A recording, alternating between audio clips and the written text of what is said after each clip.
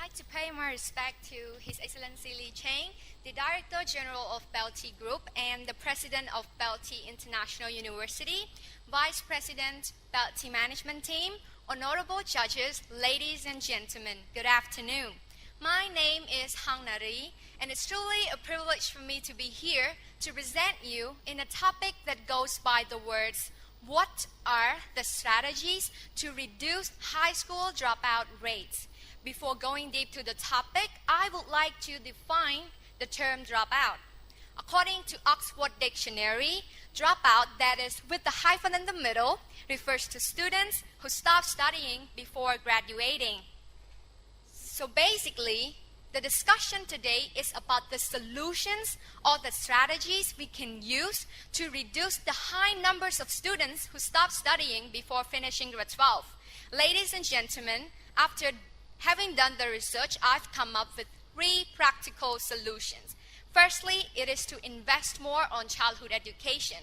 As we have already known that the things that we learn in high school are very well connected with primary education. So if the foundation, if the basic is too weak, the students will not have the ability to catch up with the lessons well.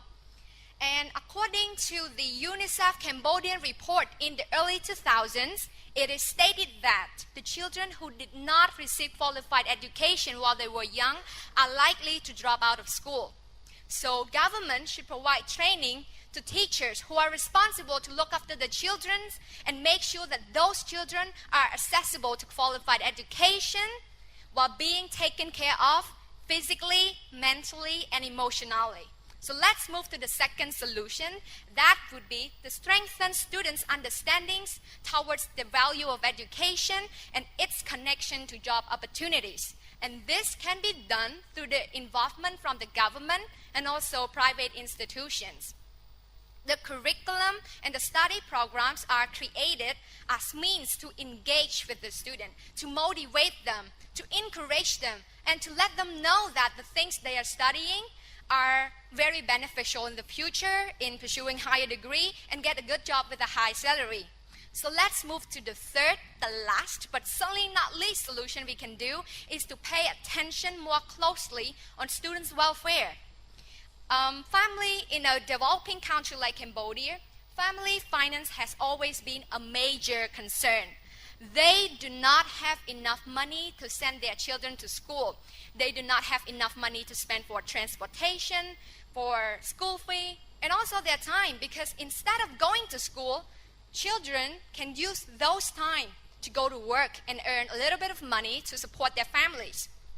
So after understanding that this is the root, this is the culprit to dropout issue, government should develop more in the rural areas, such as building more schools, building more roads that it makes it easier for students to transport to school, provide free education with qualified teachers. And in order to develop, to improve the family economic situation, government should also provide knowledge, skills, education to those families' members so that they can have the abilities to earn the money by themselves.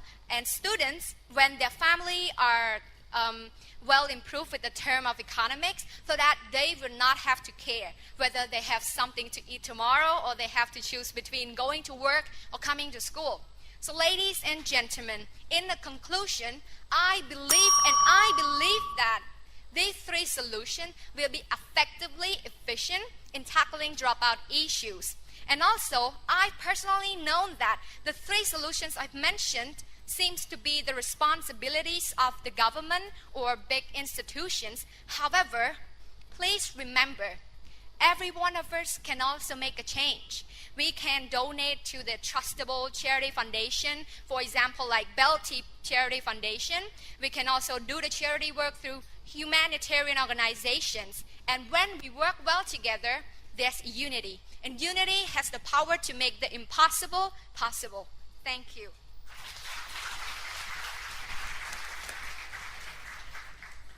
Thank you for your speech. You have 2 minutes for questions from the judges. Respected His Excellency, ladies and gentlemen, good afternoon, Nari. Good afternoon. So my question is, what evidence can you give that the family economic conditions is related to high school dropout? Thanks. Thank you for your interesting questions. Well, in my opinion, as we can see, most of the family, especially to those who are living in the rural areas, they don't have at least high school degree or bachelor degree, so that they do not have the ability to go to work in a government as a government servants.